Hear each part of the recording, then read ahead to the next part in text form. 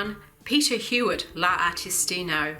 I'm going to show you another colouring book today. Now this is a book called, I think the pronunciation is Ayahuasca Jungle Visions, a colouring book, and it's by Alexander George Ward.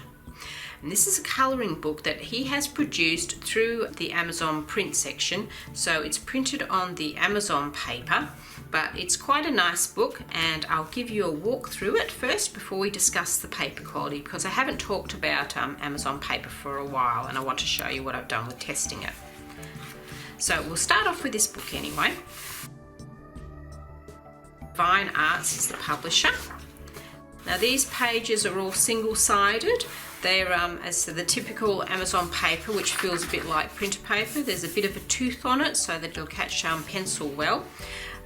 All the pages are perforated to make them easy to tear out, and the line art stops about a little under ½ an inch, or in metric, 1 centimetre away from the edge of the book, so that you don't have to worry about sort of trying to colour into the spine. But with these books and the way they're printed, of course, it's quite easy to push the book back. There's no issues with it, and it'll fold on the perforation line. Now, this book is quite whimsical. It looks at a lot of native sort of art. I've got a nice sort of South American Aztec kind of feel coming through when I look at it. The ink lines are quite thin, so you're going to need sharp pencils or a very steady hand. Here we've got some broader lines as well. He does a beautiful job with faces. They really look quite sweet, not quite realistic, more of a cartoony style, but still very nice and very much within his style. You've got some scenes here. Now it looks to me like he's produced this art probably using a software program, because the lines are so very smooth and precise. Wonderful. It's basically a story, and if you read down on this side, there's a few little phrases and paragraphs here that describe what's going on in the picture. I won't read them to you, but they're certainly fun, and they add a little bit to the book. This is lovely, a bit of mystery coming in with all those eyes staring out at you. This is great. I almost did this colouring, this one as my example to colour. I'd love to get into that one. There's a lovely big panther there. This one would do well if you want to try to experiment with using a bit of light. So you'd do highlights along the back of the panther and make this more in shadow down this side, and that would look quite spectacular. Or you could colour all the background in black and make him pop out. There's a bundle of snakes. So many books have a bundle of twisted snakes in them these days, aren't they? I mean, they're fun to colour in. It just seems to be a thing. Yeah, you got a selection of birds, and for the people who love to colour in flowers and toadstools, there's a page full of them for you. And we're getting closer to this place where all these native people live as the story progresses. This is a lovely partial underwater scene and partially above the water, and you've got this mythical castle underneath. And here we go, here's the little huts of the first inhabitants. And there's a wise man with his headdress, looking very stern. A couple of children getting ready for some kind of ceremony, I think. This is lovely. It gives the impression that these girls are running along and turning into birds and flying off. It's very sweet. Now you've got a very heavily patterned page for those of you who like little patterns, and this is probably a good one for your fine liners who love to work with fine liners, because they're very tiny. Either that, or you'd need to sharpen your pencils pretty sharp. Here you've got another one, and then we're back to the pictures to colour in. This one's got a thicker lines again, if you're not fond of the thin lines. The artwork is very precise as well. There's no faulting it. It is absolutely beautiful. Now we've got a ceremony going on. Again, darker lines here. It looks good. It looks like he's turning into a leopard there. I'm not quite sure what's happening here, but there seems to be stuff coming out of her mouth, some kind of magic, I guess. It's probably to represent some kind of spell weaving that's going on. I have to to read the story on the other side.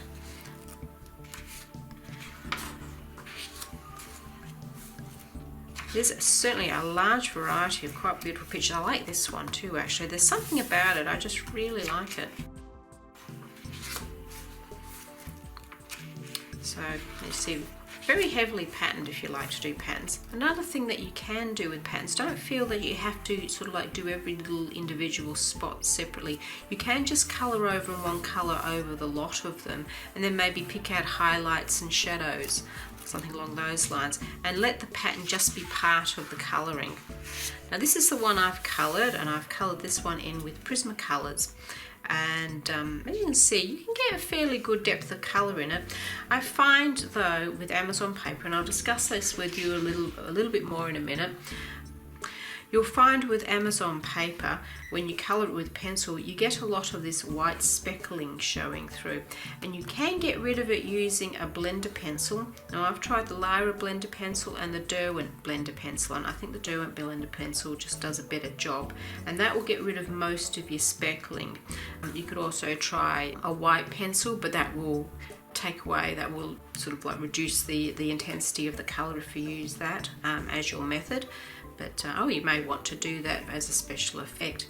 But in any case, I don't mind the white speckling at all. Some people don't like it. I like the picture to show that it's actually been coloured with a pencil, so that doesn't worry me at all. The paper, taking the pencil, actually rippled where you had to press hard, and I sort of got rippled areas where I've tried to make that black very intense. So it's just as well there's nothing printed on the other side, because that would make it a little bit difficult. You would definitely need to put a piece of paper between the top one and the one underneath to protect it when you're pressing down, or else you're going to get indentions in the one underneath. Anyway, I enjoyed colouring this. Lots of tiny little areas. Definitely need very sharp pencils, but if you're into that, this is perfect. I'll move on. I think we're about 2/3 of the way through the book now. Got a collage of butterflies. This is gorgeous. I can see this being coloured by a lot of people. The lady with the butterflies coming out of the back of her head. It's very mythical. You've got a kind of a spacey looking scene here. The stars and a very patterned panther. Again, a very patterned lady with a headdress. Looks like an elven type lady. We've got the pointed ear. And there's a river scene by the looks of it, with this magical stuff sort of drifting off the top of it. Another very heavily patterned page. It's almost a Mandela type page, that one. This is also quite cute. They've got the tree with the snakes instead of the roots, and then the facing the tree. Now a little bit of urbanism coming in. There you've got the factories and the houses and the machines sort of coming in here with these horrible cutter blades coming down here, and you've got all of the lovely woodland sort of trees and animals here sort of in the way of this urbanism, this modern mankind sort of coming in and destroying the what was left. And there you've got the native people, very realistic drawing of them, all singing some kind of magic. And then a nice peaceful scene heading towards the end of the book. This is all about the Amazon, of course. And the last couple of pages, you've got little pictures of each of the pages there. Again, I like this when they do these in these books, so it makes it easy to keep a record of which ones you've done. You can just tick them off. Particularly if you remove them from the book, you've still got a record of what you had in the book. And that's it. You've got a couple of advertisements for other things. And you have a page here which is specifically delineated as a protector page. So if you haven't got any other paper on you, you can tear this out and use this page to place in between your artwork, so that you don't damage the page underneath while you're colouring.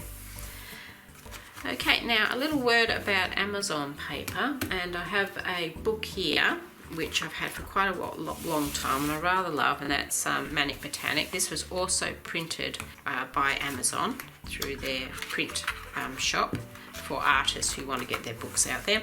And this is exactly the same paper as in Ayahuasca, and I've experimented with different colour mediums here. I'll just give you a quick rundown of how we all worked out. I've tried a number of different pencils here. I've got the Refine, the Crayolas. Crayolas are lovely. There's nothing wrong with them for beginning artists. They're not light fast, and they don't blend as well as artist pencils, but they're still fun to use. I've got the Koh-i-Noor Progressos, the Faber-Castell Classics, another student grade pencil, as opposed to the Polychromes up here, which is the Faber-Castell artist grade pencil. I've got the good old Colleen's, which I kind of fell in love with, Derwent Colour Softs. I've got some Colour Rush and Prismas here as well. They all reacted fairly similar with this paper. To blend them, I used the Derwent blender on the Polychromus, and I could get fairly good covering there. I've got rid of most of the speckling. There's still a little bit, but it's come out looking nice and flat and blended in, so you can do that with this paper. I also tried alcohol-based markers. You've got your Sharpies here. I found with the Sharpies, you've just got to be very careful going close to the lines because of the paper. It tends to weep into the paper, gets sucked into the paper, so it sort of spreads a little bit when you lay it down. So if you're colouring with a Sharpie, stay a millimetre or so away from the edge of the line so that it'll just spread to the line and not spread beyond it. Sharpies, well, they blend as well as they ever do on this. I also tried some Tombos on here. Tombos worked well if you just want to use them as a flat colour, but if you try to blend them, it just won't work. As you can see here, I've got a darker pink and a lighter pink, and they just didn't work. I tried the Tombow blender pen to rub on it to try and get this pink to gradiate out nicely, and instead I just picked up the skin of the paper. It's sort of rolled off with the moisture and the rubbing from the Tombow, so you can't really do that either. Cheap water-based markers, they're okay on this. Gel pens, they went down fine. I didn't have a problem with those. Fine liners are okay on that. If you prefer to use those media to use. Just to show you with the alcohol-based ones, they do bleed through a lot. So be careful when you use them. Definitely have another piece of paper, or even two pieces of paper underneath to protect the page underneath. I used artist quality alcohol markers, and they pretty much reacted the same as your nice cheap Sharpies. I tried layering pencil over the top. That worked well. I always like using alcohol based markers and putting pencil over the top to do highlights and shadows. I think that's a gorgeous effect. This little blue section here was the Copic markers, several different shades of blue. They kind of blended all right. I couldn't get a complete blend. There's still some indication of where the original lines were when I flicked the individual colours on, but it's workable. It would give a nice texture if you like that sort of thing. Now, moving down to your wet media, I found when I used Inktense with water, in fact any kind of water media, including just putting plain water on or using paint, what happened was the paper would initially buckle and then would shrink. This doesn't happen with other books that I've used, like Lizzie Mary Cullen's books, where the paper just ripples a little bit. This paper actually shrinks, and you end up getting this sort of like around the edges there you haven't put the water on. It's hard to tell here, but it's kind of leaves it rippled because it's sort of like it's shrunk inwards. So definitely don't put wet media on this paper. It doesn't work at all. You can use an Inktense pencil if you go over it with a Tombow. The clear Tombow blender will work on this. I don't think it's as smooth as what you can get in other books, but it will work if you want to. Anyway, I thought I'd run you through all those so you know what you're getting when you order from Amazon.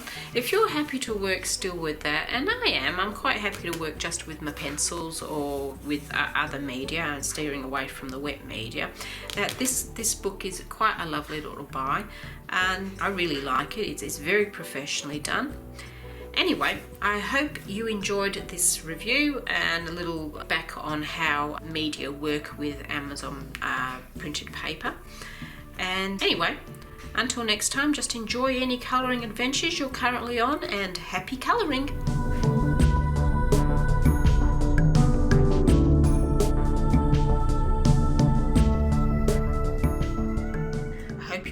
enjoying any colouring adventures that you are currently on. And until next time, happy colouring!